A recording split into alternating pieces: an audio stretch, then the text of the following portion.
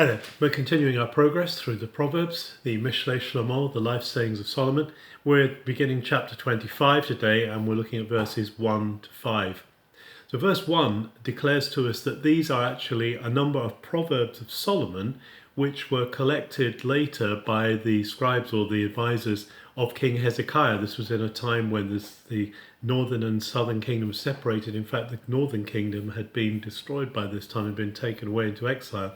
But Hezekiah was ruling over the southern kingdom of Judah, and he was a king who was determined to put God on the throne and put God in the center.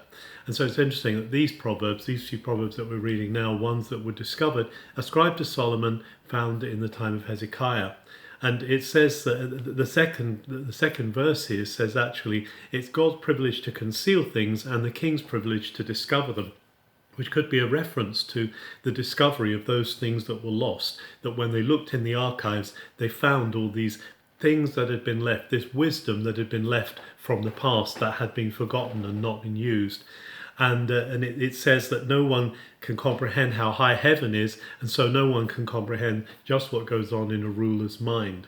It's important to realize that rulers are human, but also God is involved with them, that God can lead them and guide them. And certainly Hezekiah is an example of one who was guided by God.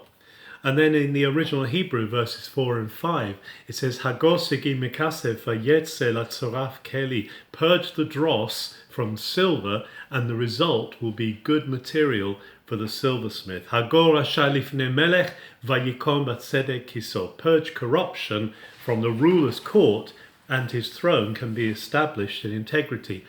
And what we're saying here is that corruption, this proverb is saying is a corruption surrounding a king. If a king surrounds himself with corrupt people, that will poison his rule, and we will not see the wise rule of the king if his court is full of corruption.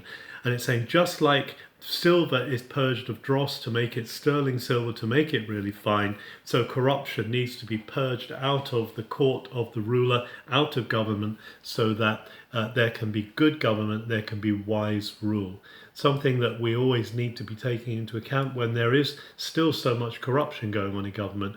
God looks for purity, integrity, wisdom in governors. So let's pray for those who are in government, that they will be able to purge out corruption and to rule wisely. Have a good day.